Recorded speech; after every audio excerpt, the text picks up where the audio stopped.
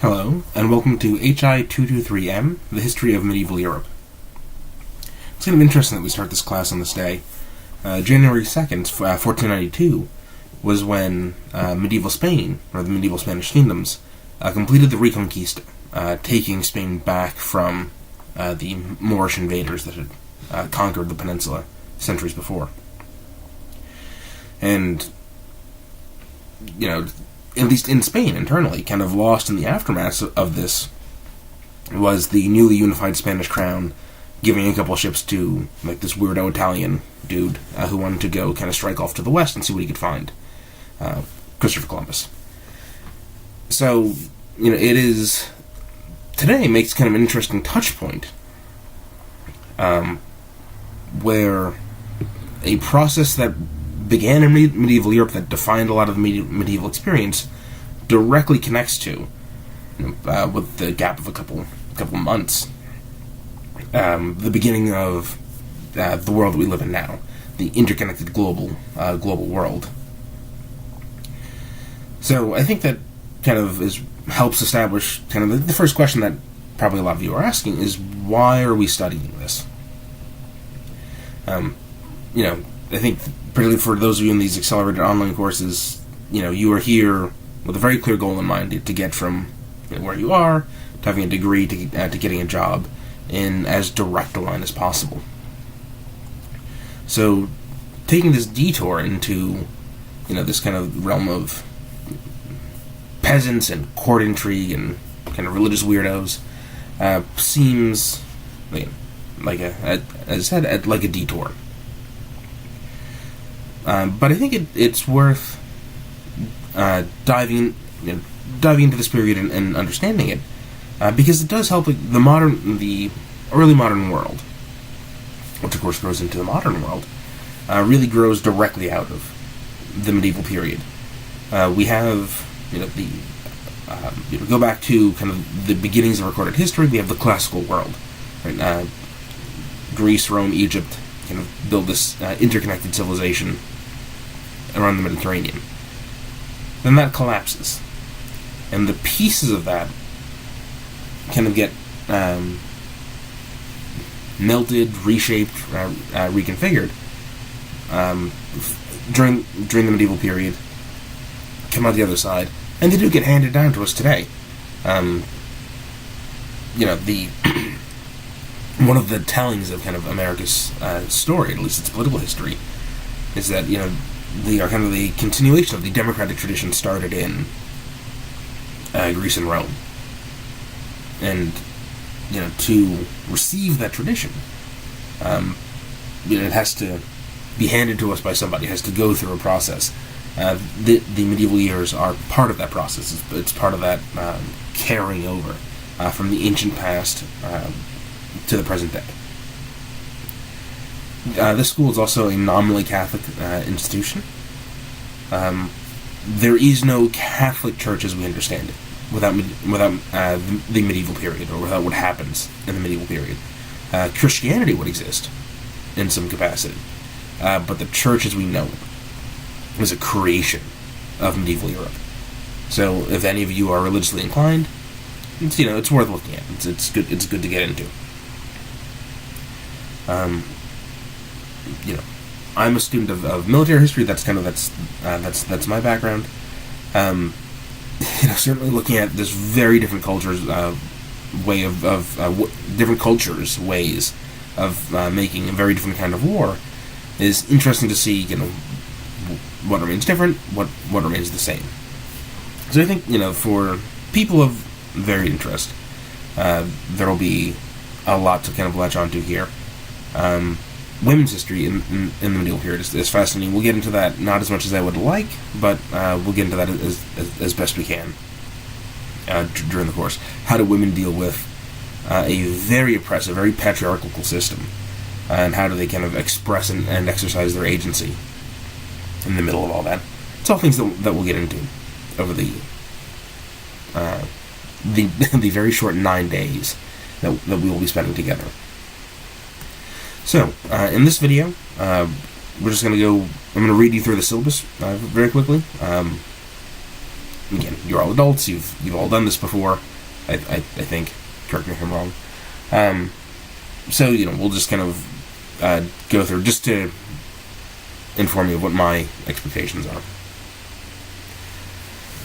So if you could open up your syllabus, course description. We could talk about that a little bit. Course materials. So your Bennett book. That's your main text. Pretty much all your readings are going to come out of that one.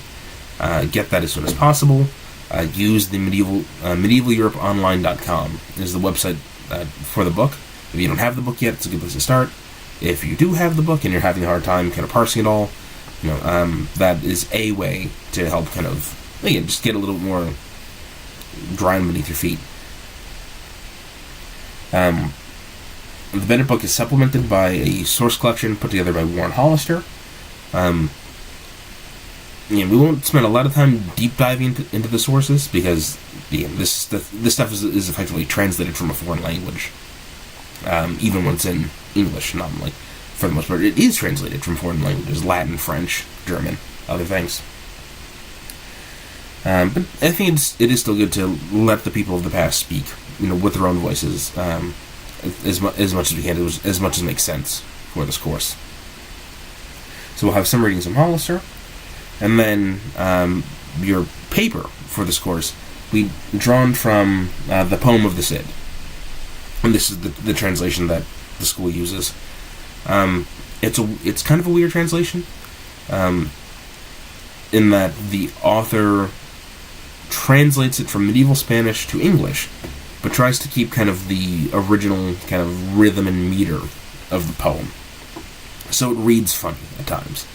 And I've put together some kind of supplemental information to help you, hopefully, make sense of it. I've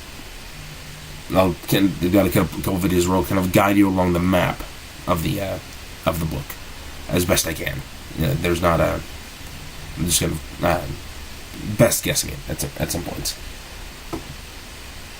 You're going to compare, again, for your paper, you're going to compare the poem of the Cid to sections from Richard Cowper's Chivalry and Violence in Medieval Europe. And I think, this is, when organizing this course, what I chose to focus on is this idea of knighthood and chivalry. If there's one image that immediately says, medieval Europe, it's knight, in armor on horseback. So I think understanding that institution of knighthood, what that meant at the time, and in part how it's remembered today, just helps, explains our memory of the past, because this stuff is still around in some form or another, right? Every few years we get a big medieval epic out of Hollywood. Certainly medieval fantasy is like a huge kind of pop culture thing right now. Game of Thrones is the biggest show in the world. Dungeons and Dragons is having a big kind of resurgence in popularity. All this heavily borrows from the trappings of medieval Europe, and particularly medieval knighthood. So your paper will kind of ask you to focus a little more on that. There's instructions for that on Blackboard. Right, grading. So, again, this being history, you go precisely as far as your writing will carry you. So, the biggest chunk of your grade comes out of this critical analysis paper that I want you to write. 4 to 7 pages, again, comparing the poem of the Cid, Cowper's book, and some of the other course materials. I'm looking for you to make an argument. So the prompts were to ask you a question, answer that question in a thesis, and then write me a paper defending and supporting that thesis. So that's 40% of your grade right there. Take that seriously. Don't plagiarize it. Easy way to ruin your life there. More on that later. And any questions about it, please ask early and often. Again, this is a really short course. You're going to basically have a weekend to write this. Take it seriously. Get on it early. Be very communicative with me if you have any concerns about what you're writing, what I want you to do, the clarity of your writing, that kind of stuff. So that's the big chunk. The remaining parts of your grade are evenly divided, 20% each. Participation on the discussion forum. So, on Blackboard, you got this introduction, you've got kind of course objectives, and then down toward the bottom of the page, you'll have course by day. You go in there, you click on each day of the course, it'll take you to course units, and inside each unit is a lecture, a discussion board, and an assignment. Kind of a short essay, short answer question at the end of each unit, just to show that you get it. So for the discussion forums, these are divided into 2 threads: questions about the reading discussion. Questions are, again, if there's anything that just didn't make sense, like, hey, I don't know what this word means, or, could you explain this concept some more? Put that in there. Reading discussion, that's a little bit more structured, I think. A little bit more, share with me your reactions to the piece. Do you see any similarities between what we read and the modern world, or any big differences between what we read and the modern world? Engage with each other. I didn't put kind of structured questions in here because it ends up with people just doing different and less interesting short answers than the writing assignments. And I get 10 versions of the same answer rather than a conversation. So the goal in here is to go in there and have conversations, answer each other's questions, respond to each other's responses. Do that, most days of a class, preferably every day of the class. You'll get full participation points. Midterm and final, those will be kind of, I think 3 to 5 page essays in the middle and end of the class, just to see if you can get kind of the broader concepts of the course. And then again, those end of unit assignments will be a little bit more narrow, a little bit more focused. Usually, again, about a page. Nothing too heavy out of these. Scrolling down, due dates. So again, the nature of these online courses is that they're flexible. I think I can't go around assigning due dates for this course because, again, it's 9 days. We're going fast. I don't feel like drowning in emails of people being like, "Oh no, I'm not going to get this assignment in. Is it okay if I get it in at 1 o'clock rather than midnight?" Get your work done. I trust you that far. Make sure that it's all done by 11:59 p.m. on the last day of class, January 12th. My grades are due the next day. I got to move fast here, which means I got to ask you to move fast. So I have to be kind of strict and uncompromising with the due dates. If you need an extension, get on me early and often. That's easy enough to do if you have a good excuse.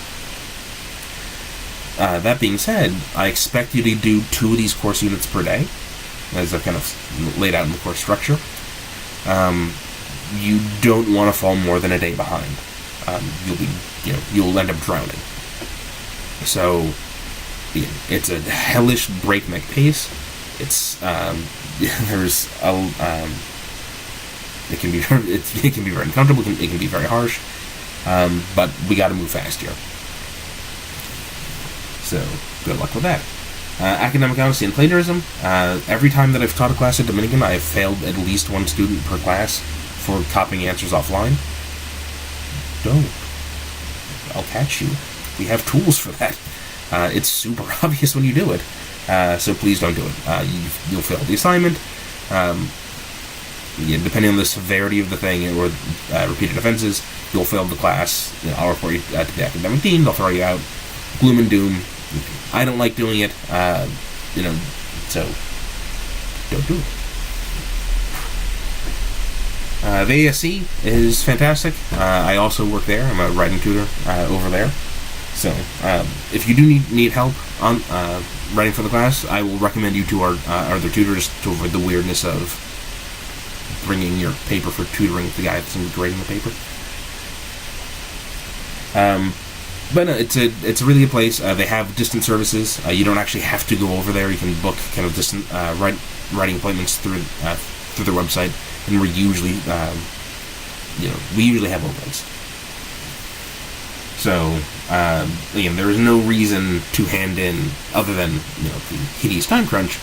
There's no reason to hand in something that isn't polished and professional in its presentation, which again I will grade you on. It's not just the content; I'm grading you for style and all that stuff too.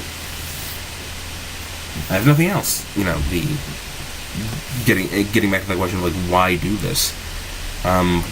We live in a world where every job you apply to, your first contact's going to be through email. They're going to look at your resume or your CV. How you write matters. So that's why I take the writing here so seriously. Just in terms of practical skills, it's the biggest practical takeaway you're going to have from this course. Course objectives, course skills. Another reminder that we're moving fast here. And then there's the class schedule. Right. So there you have it. Best of luck to you. And if you have, I do have a little icebreaker activity up on the discussion board, just to tell us a little bit about yourself, just so that we have some kind of human connection here. But otherwise, good luck, work hard, and please let me know if you have any questions or concerns. If there's anything I can do to accommodate you, help you, make your time in the class easier, I'm more than happy to oblige. Right? Good luck, everyone.